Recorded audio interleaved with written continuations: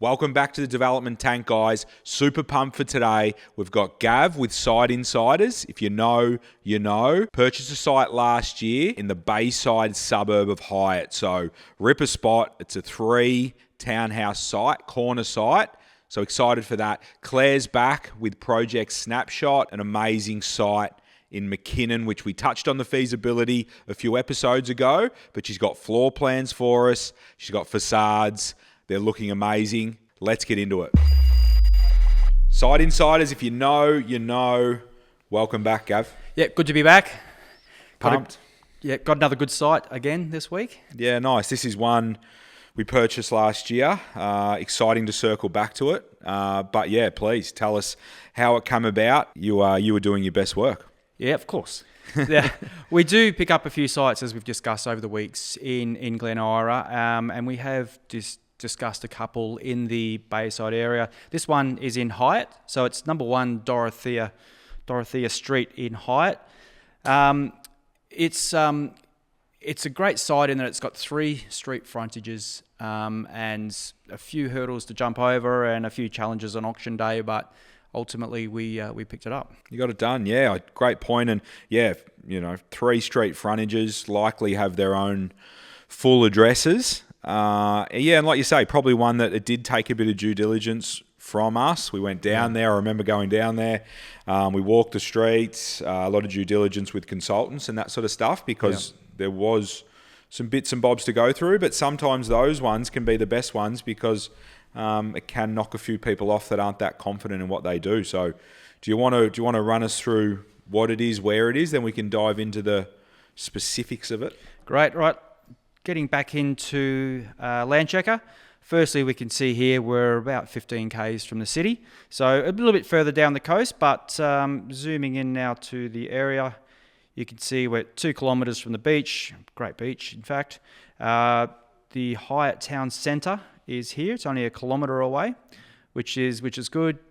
Great train station there, some good shops, good restaurant there I believe. Good Greek restaurant. Yeah.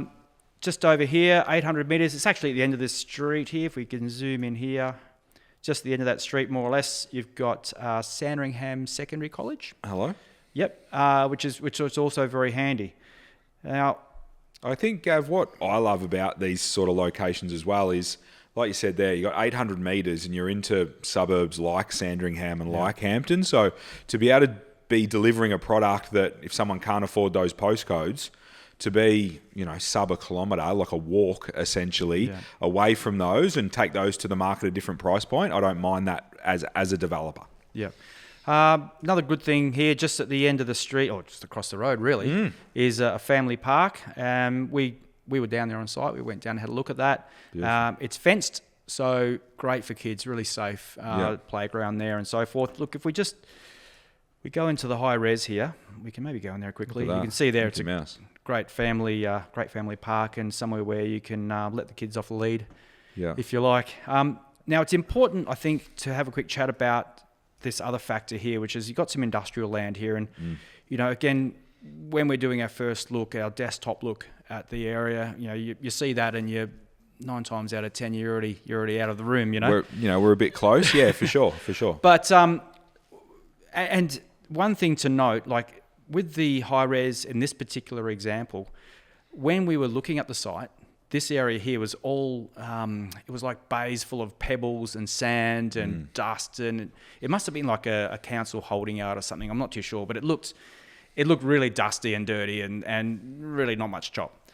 But when we went down there, we actually, this is an updated photo now, but when we went down there at the time over a year ago, we found that it was actually all sealed. It's actually I think it's a high-end car. I think it's a car yard or like maybe an auction place. I'm not too sure. Correct. It was pretty clean and not that intrusive to the view. Yeah, not really nice and clean. Well, I mean, there's all trees across the street here, but really tidy, single colour. Doesn't really look much like industrial area at all. And then you go down here and you've got a park. So it's, even though there is a bit of it here, And we drove up and down the street. I think, like you said, and that's the thing, Gav. I think that's what you're really good at is you actually put yourself in the buyer's shoes, and you go, what happens if I had to live here? And you go and look at the park, you walk the park, because it's exactly what a buyer will do. Once the project is finished, they will go and go, oh, hold on, what's that? And you challenge everything, and you put yourself in the buyer's shoes. And like you said, we drove that street down there to the south, and it's pretty clean. Well, there's no fertilizer factories, there's no meat works. Yeah. They're the things that you smell on a Sunday afternoon when you're in the backyard with your kids, and you don't want that. Correct. So no, I think you're spot on. The site itself fundamentally is quite strong as far as land component, 3 street frontages. Surrounded by lots of trees there, far enough away from the industrial, but pretty clean industrial, and then also the park there. It just definitely ticked enough boxes. That's right. Well, let's get into the site a bit more detail in here. If I pull this across. So we've got a healthy 780 square meters, which is great, right? And the depth of it is 16 meters deep. So look, you could always ask for a bit more, but no, it's not bad, is it? No, the setbacks are pretty good. So if we go back to your high res there, you will see that the setbacks. Oh, you won't actually because they're gone now. Yeah, now they're demolished. 100%. But you got your northern property there at the top, your southern property that the setback's quite good. And in a few weeks to come, which might even be next week actually, we will get into the floor plans. So stay tuned for that. We will get into the floor plans next week. But little bit of a spoiler alert, we have achieved 3 great dwellings on it, I suppose. Well, that's right. Now, one of the bigger concerns we had, particularly after we got down there, is the trees you can see along here on the western boundary. They're all very mature, and they're actually very big. If I go here to a photo, you'll see here, they're the trees along that street there. Yeah, they're which all are big, beautiful to look at. Fantastic, but getting a crossover, the net required crossover there was not looking great. But if you look closely here, there's actually one here. Yeah, there's a crossover here that wasn't being used. Yes, and on the back of the block here, there was another crossover here. Yes, and a large tree there. So with the existing crossover for the driveway for the house that was existing at the time, there was actually 3 crossovers in place. So nearly meant to be, Gav. Exactly right. And that's the concern. If we had to put in a new crossover on that side street with those large trees, it probably wouldn't have happened. Yeah. No. So you would have only had a crossover at the back and the front, which would have really limited you to 2 dwellings. Yeah. Nah, fantastic, Gav. And I think that's the thing. I think looking at it, some of these sites you look at and you can quickly sort of scoot past them. And like you said, massive trees down that sort of western side there. Like I would assume there's no crossover there. Looking at the high res, you go, well, you're not going to get a crossover in there. It's probably going to be a 2 site, which then makes it even harder to sort of stack and that sort of stuff. So yeah, we kept digging and ticked the boxes. Before we go to Feaso, can you talk to me about how it was purchased? Talk to me about auction day. We'd done our due diligence. We'd got comfortable enough. We'd done our Feaso, which we'll get to in a sec. We had our limit, but you're the man that got it done down there on that Saturday. Talk to us about that. Well, as we've discussed before, we always prefer to have an opportunity to pick things up before auction. So if a site is going to go to auction, we're not as bullish on the site because under competition, it's quite easy for it to get away from you. This one we didn't have any option at the time, so it was a Saturday morning auction in the middle of winter, and it was really early. I don't know why. It was like a 9:30 auction or something like that. I think it was about 4 or 5 degrees. It was trying to rain. It was like it was sleeting. It was so cold. It was freezing. I got down there and thought, oh, surely, surely what's this going to be like? As it turns out, we were the only other person who was bidding on it, and I believe the other bidder, I think, was the neighbour who was actually just, I don't know, I'm not too sure what he was up to, but he dropped out really, really early. It was passed in, and we picked it up for an absolute song. Yeah, I think I remember where I was, and yeah, we were extremely happy with it. But I think, looking back, probably a mixture of, yes, weather conditions, but also probably a site that, your sort of standard type maybe developer may not have gone to the lengths that that we did to find out to tick those boxes that weren't that obvious. So I think, maybe a mixture of, market a little bit flat, crummy day, not really sure on the site. Could you get 3 on it? I think if it was a 2 site, I don't think it would have been as sought after. So I think, ticking the boxes from a due diligence point of view, but then even when it's raining, still getting your jacket on, Gav, and getting down there. Yeah. And look, another thing to consider as well is when we even went down to do the site walk, even though you've got the industrial to the south there, those trees are beautiful. So now you're sort of trying to place a design on the site. So we're thinking, okay, we're going to get 3 townhouses on here.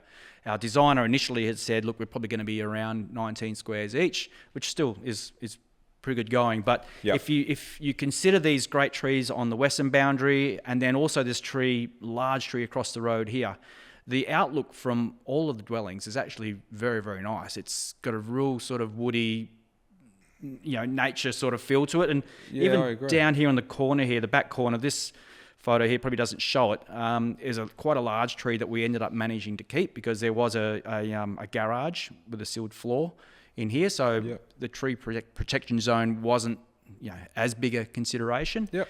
So ultimately, we were thinking, well, at least, the back 2 dwellings here, you've got a great outlook already. And there's some brand new dwellings just across the road here, which, again, it's that whole modern look, makes it feel and happening like it's all new in that area. Yeah.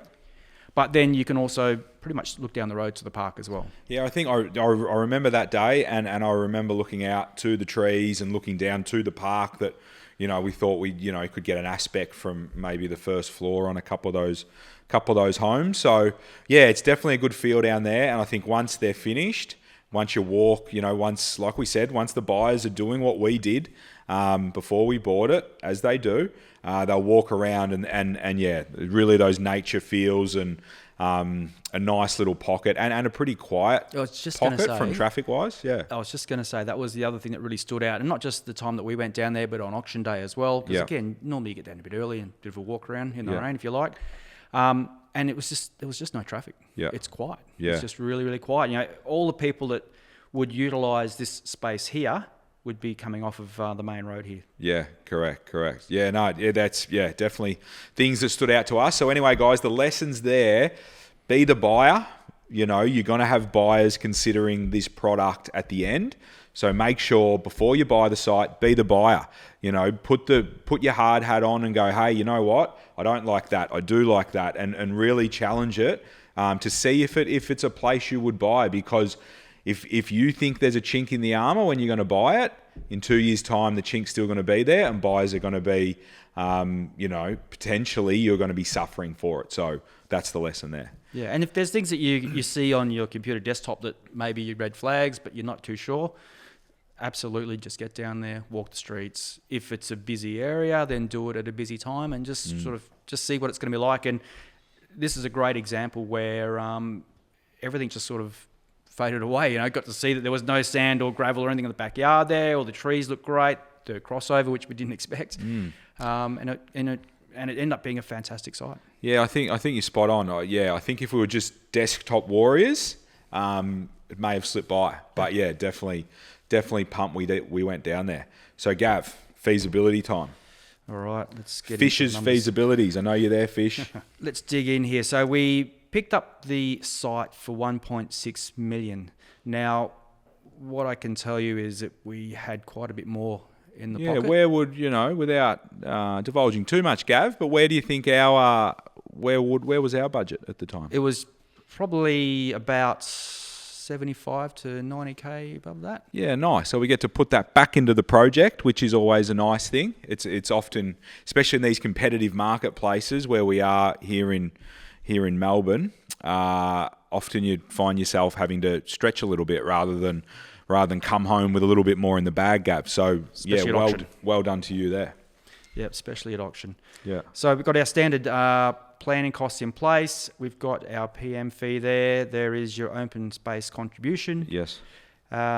Build cost we had at about 1.85 mil. Yeah, nice. Which is fairly comfortable, I think. Contingencies there.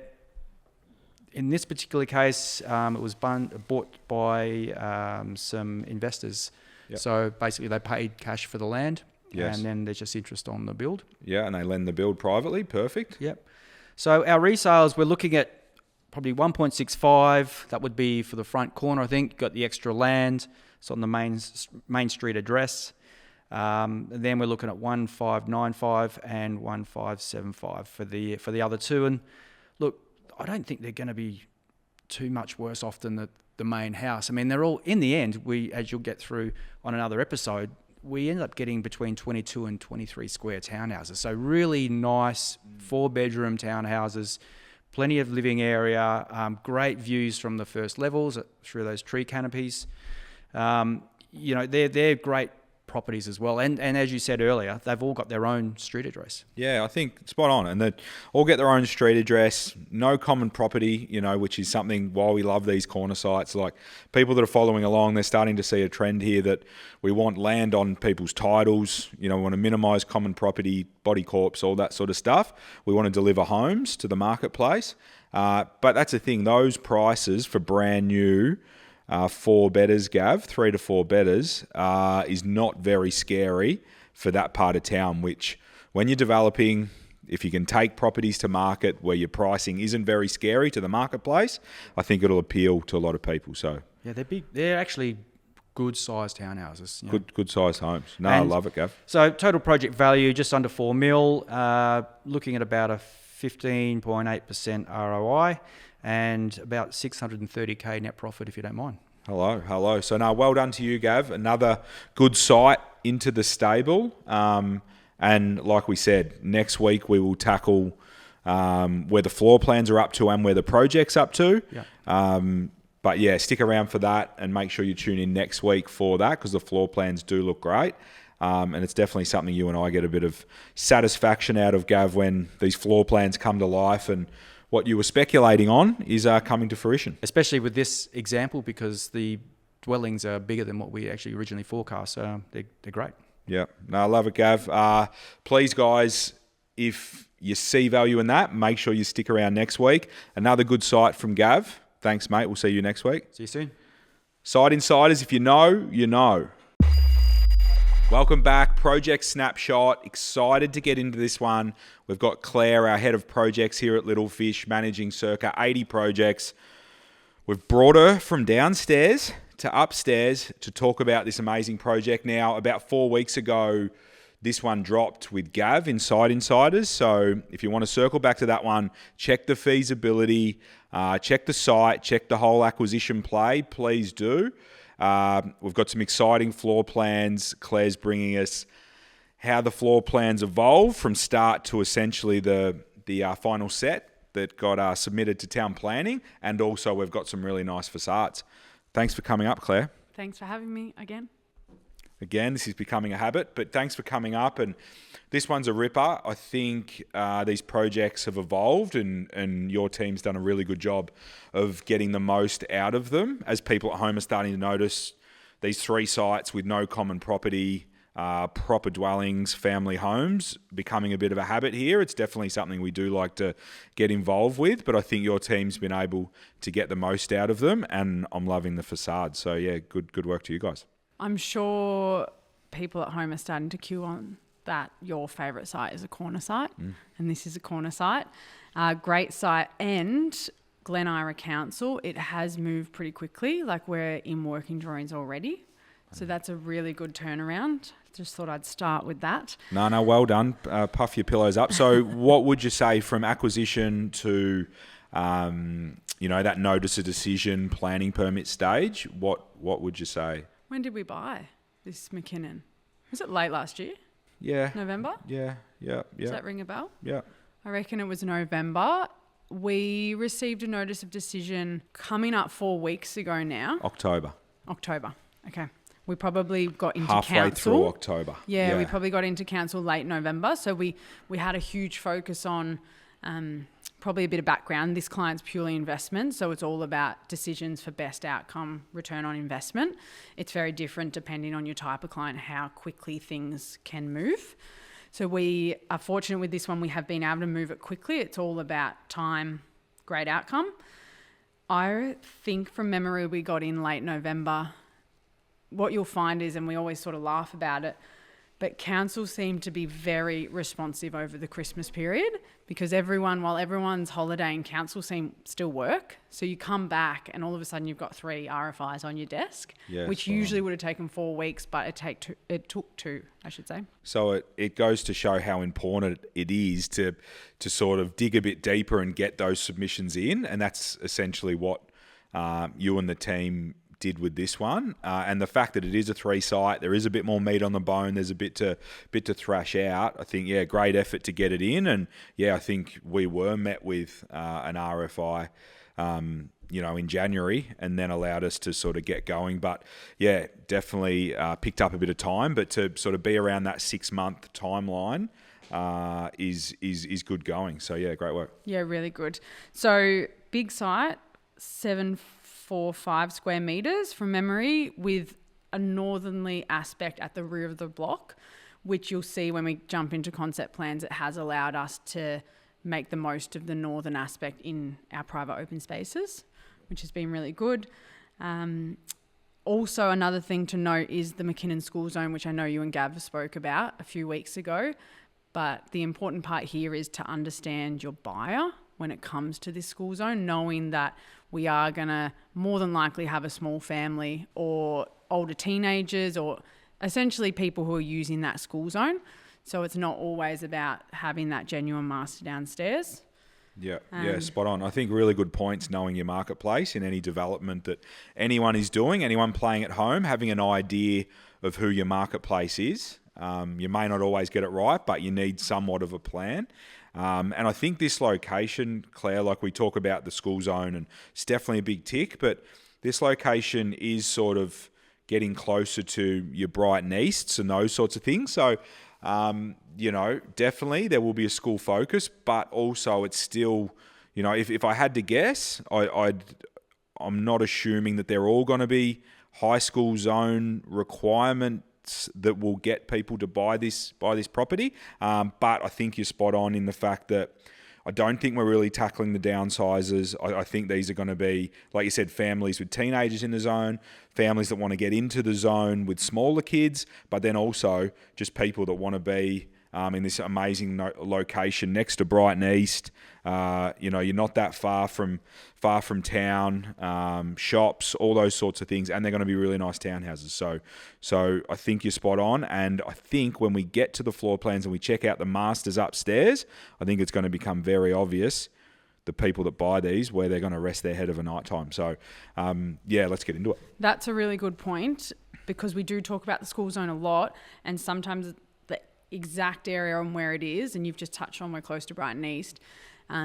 We don't necessarily have to go super high end or have those niceties, whereas a part of the brief, which I'm about to run you through, was those niceties, because we are in that very nice suburb and closer to the, I suppose, Brighton side of the world. Yeah, no, for sure. And then, spot on. I think, knowing your market, knowing your spec, knowing your layouts, all those sorts of things are super important. And this is one that, you definitely want to put some nice things into. It's going to appeal to a big part of the marketplace. So do them nice, which I'm sure you guys are doing, and they should perform pretty well. Yeah. So quickly on the brief before we jump into the concept plans, the intent was maximize the site, usually as always on a corner site, especially with 3. It was to create your 4 bedrooms, your genuine laundries, your genuine pantries, create the family dwelling. We didn't have to have a master on ground floor. It was more important to still have your 4 beds, so still have a guest bedroom on the ground floor, but have really good living, kitchen, pantries, laundries, all things that families want. All right, Claire, so let's get into it. So this is the first iteration of the plans?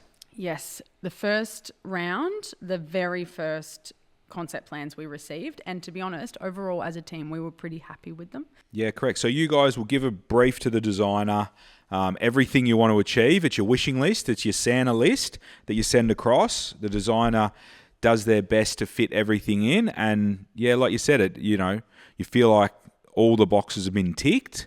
And then now what do you guys do from here? Yeah, okay. So a quick overview. Looking at these, they're very basic. We often tell new clients or people who are new to looking at plans is they're a bit underwhelming. But we can understand that you've got really good frontages. So we've got McKinnon Road here, which this dwelling has been, it will get its own address, which is a great outcome.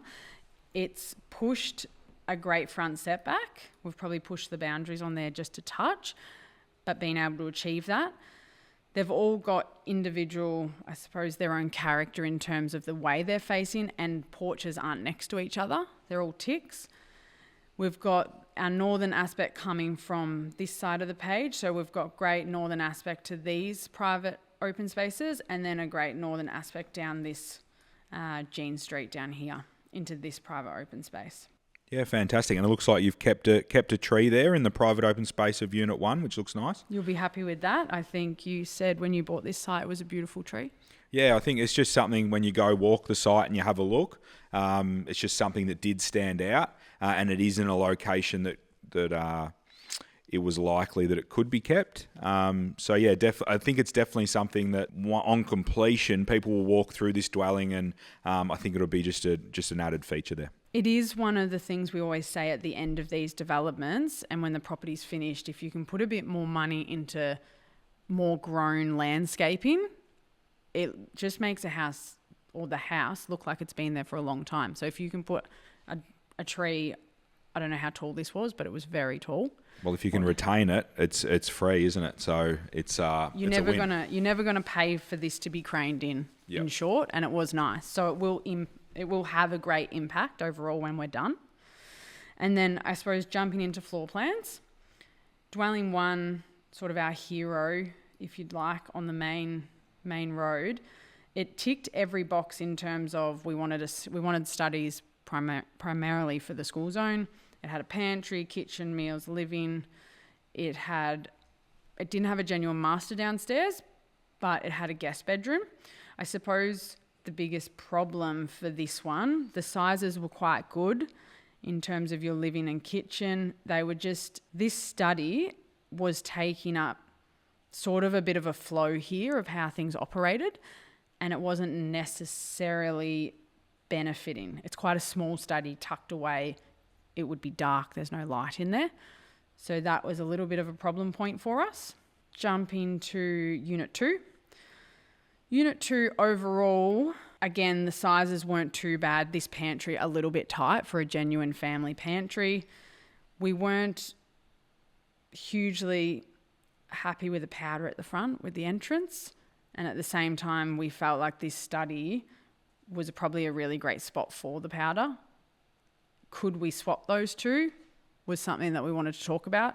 Having that study, again, going back to that high-end feel, and that when you walk into a house, trying to have an entrance that screams luxury almost. So if we could switch this study, which would have no outdoor window, or no light, I should say, to a front where you could get a nice street view with a tree, potentially more trees depending on growth over time, and open up this whole entrance, that looked like a possibility to us. Yeah, I think that's great, and that's the first thing your mind goes to, or my mind goes to, having walked through a lot of these townhouses.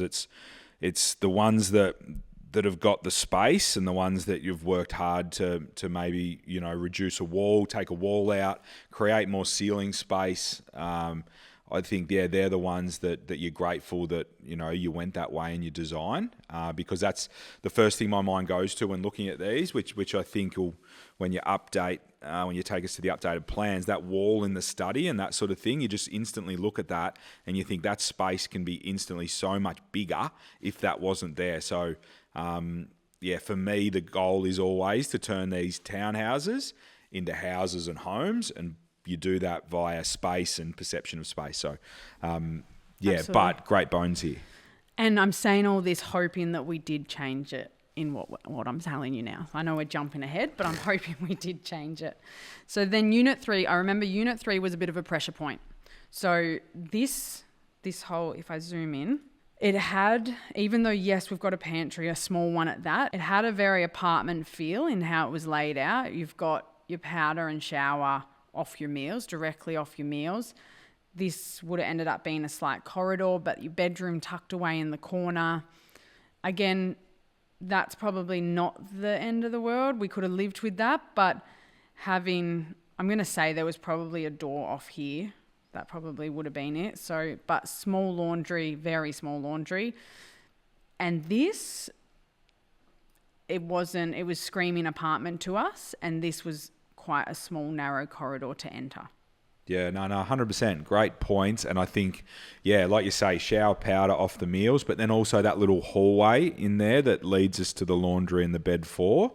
I think just, yeah, for anyone playing along at home, I think hallways and those travel spaces need to be minimised. When you're dealing with big homes and all that sort of stuff, those travel spaces, you have more square meters to burn with that. But these townhomes, it's super important that the travel spaces are minimised because you want to put that actual space into specific zones, not just travel spaces. You need to increase your zones in these townhouses. So that's exciting. Now, do we go upstairs, Claire? Yeah, let's go quickly upstairs. As I said earlier, it was generally pretty good, these townhouses, these floor plans, I should say. So the front one, we've got a retreat, decent, good sized secondary bedrooms, yep, a bathroom, a separate powder, perfect, and then a really good sized master. Done. The same with the middle unit, unit 2, that was good. Again, hit everything. Unit 1 hit. And then unit 3, I'll touch on probably because this master was really good. So we looked at this and we actually, we'll have a look at the next plans, but we did go back saying, how do we achieve that for all of them? We didn't achieve that for all of them, but if you can get this sort of flow for your master, that's straight away, in my mind, that is high-end luxury. Design. Yeah. Well done. Yeah, that's great. So that's really nice. We'll see when we jump to the next plans that Unit 3 did shuffle a little bit upstairs due to downstairs not hitting the mark. Yeah, great. And I think I always get excited when we go upstairs to these townhouses, especially in Glen Ira where, your setbacks aren't as aggressive as some councils, but you always come upstairs and there's just so much space, to have a 3 townhouse site. I feel like we wrestle with the downstairs plan to maximise and to get right. And then you come upstairs and you've got 3-bed, epic masters, separate powders, good sized bathrooms, good sized retreats, study nooks, all these sorts of things going on. There's always a lot achieved upstairs. And I think that's coming back to the core, to the design and the purpose of this project is that, hey, look at the masters that we're going to achieve. Good size, second, third beds, massive masters, great retreats for second living areas, bathrooms, separate powders, great en-suites, great storage. So for me, the standard family can these floor plans, first floor plans, can accommodate them. So downstairs, make sure that you are focused on getting your living zones and your living meals kitchens. Make sure you're getting them right and not just trying to put as many bedrooms in as you can. It's super important to realise your marketplace that the majority of families will be sufficient upstairs. So make sure you nail downstairs and hit those sizes. And what are we always saying here? Who's buying this house? The person in the master and the person who's going to be using the kitchen. Well, spot on. The person cutting the check will be living in that master. So it is a big tick box. You talk about masters, you talk about kitchen areas, living areas, and accommodation for the other people in the household. And you sort of, you're getting it pretty right. The thing is, try and do too much downstairs with a dual master scenario, which if you've got enough size, a dual master, can be definitely advantageous, but you definitely don't want to do a dual master at all costs, because if you don't deliver a big enough living space, good luck. So, when I look at those floor plans upstairs, they excite me because downstairs can be left for kitchen, living, meals, laundry, pantry, and you're sort of getting pretty close. Okay, let's go to final plans. Exciting. So I love this. So a lot more detail, like you always say, let's talk about where the services need to be. Let's talk about where the bins are, the water tanks, the hot water services, maybe aircon units, sheds, the required amount of storage. But these are the plans with a lot more detail on them. And as we can see, they've evolved a little bit as well. They have evolved. So these are our final town planning set, which we're about to receive a permit, but we have got a decision from council on these plans. So yeah, great work. First of all, even though we were advised against it, we pushed in and went for a high fence. The house that is there right now has a lower fence, but given there was some higher fences in the area, we're on McKinnon Road, we thought we'd try for it. Council are happy with it, given that we've gone with a 50% opacity. Yeah, and nice. Have that along with like high landscaping. That's another front yard to be used. Yeah, 100%. And with these townhouses, to give that to a buyer, and that's going to be a townhouse that's got the most land component. To not fence that or to have a really low fence or something like that is missing an opportunity there. So that's good work. We've set it back slightly, so we'll put a little bit of landscaping in front. One thing you do notice, if you put a fence right on the path, it feels like it's overtaking the people walking past. So we've set it back slightly, but again, I suppose that's just a tip at home. We've got great consultants every day, and they're probably conservative, which is what we pay them for, because we are after getting permits. But if you have a gut feel that this can provide value and essentially more money at the other end, have a crack at it. The worst thing that can happen is council say no, and then you pull it out. Yeah, spot on. I think that's a great point. We've got amazing consultants, and they guide us accordingly. And like you said, getting permits and speed and all these things that our clients and our investors appreciate. But know where you are, know your area.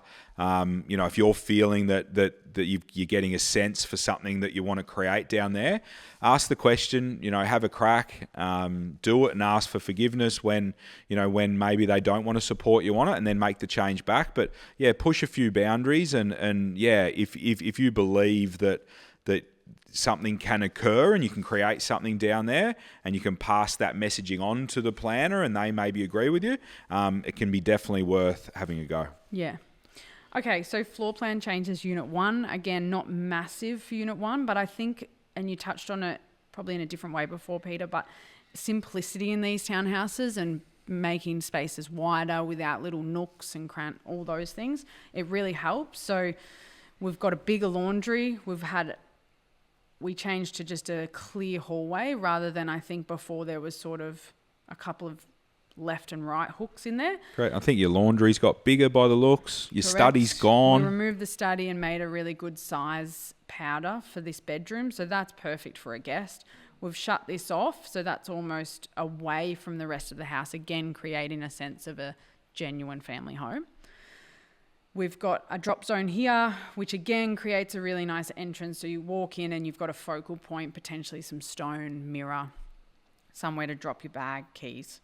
And then again, pantry, genuine kitchen, meals and living. Not much changed to the meals and living. But just again, focusing on that outdoor area, trying to put your shed and your services tucked away. You'll have this great tree, which will be the focal point from these two windows. And then moving on to Unit 2.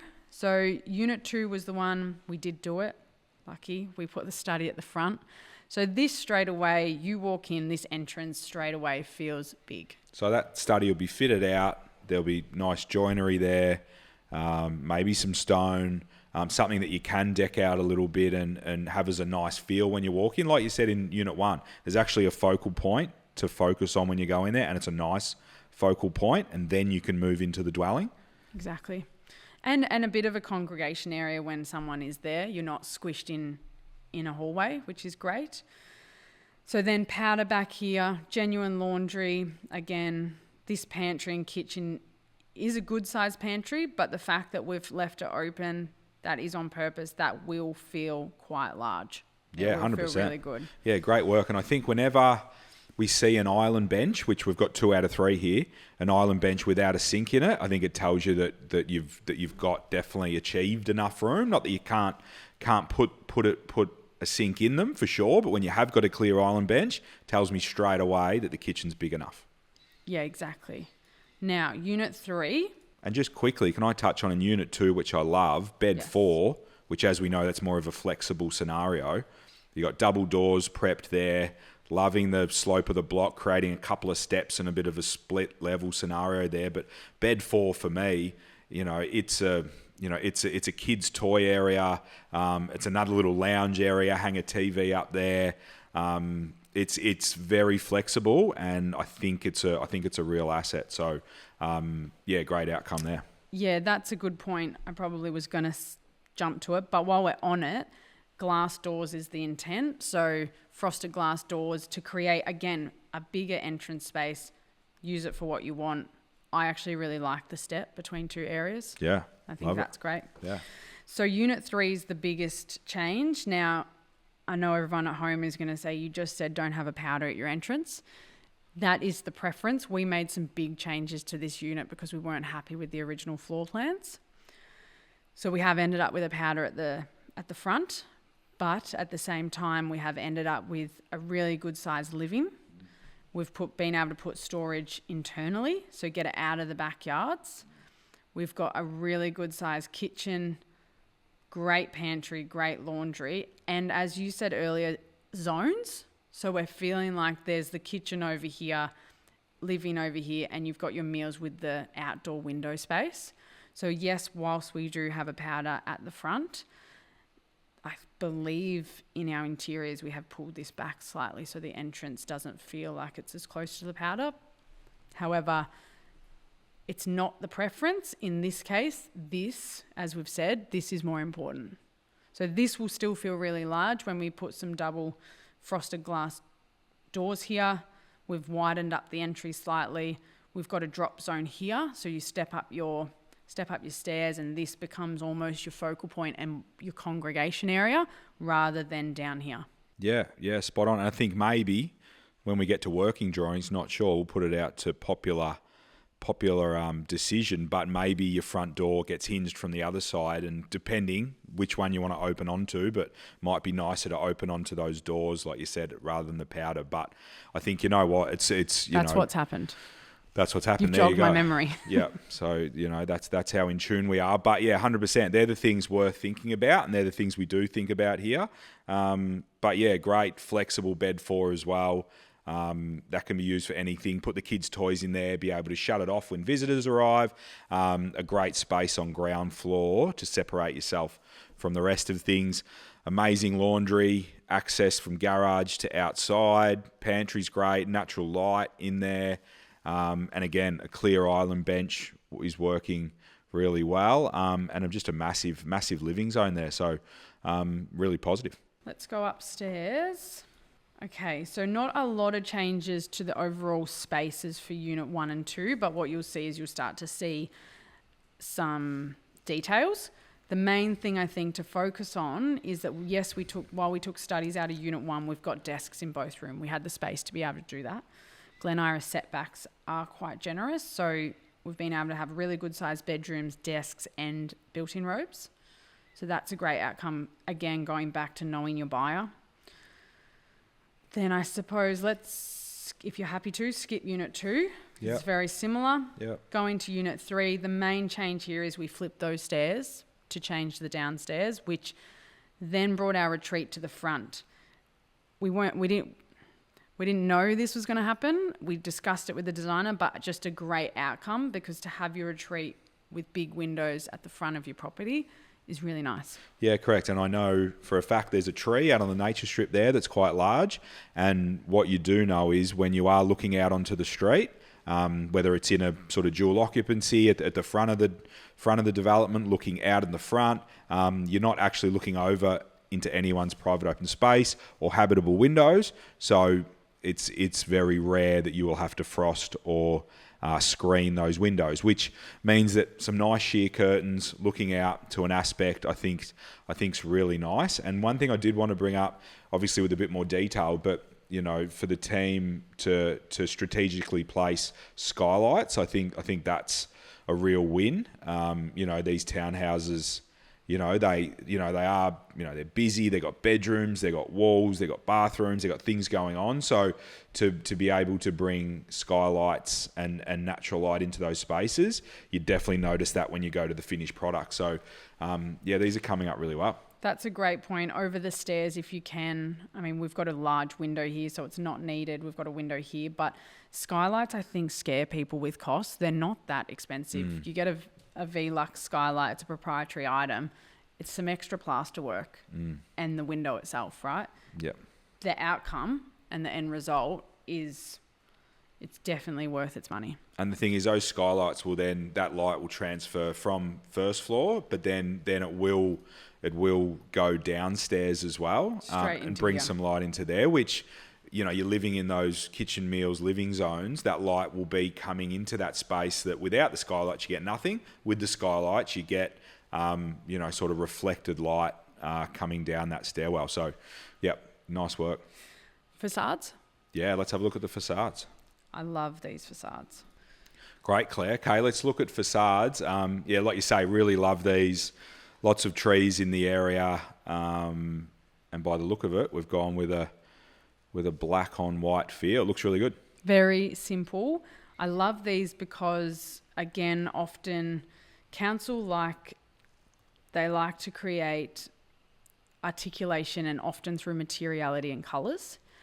We challenged them on this, and we just went black on the top and then white below. Garages are different, which they do like to create differences between their front porch and the garages, but went really simple, challenged them on it, and I love the outcome. I think especially when you've got 3 dwellings on a site, let's keep it simple.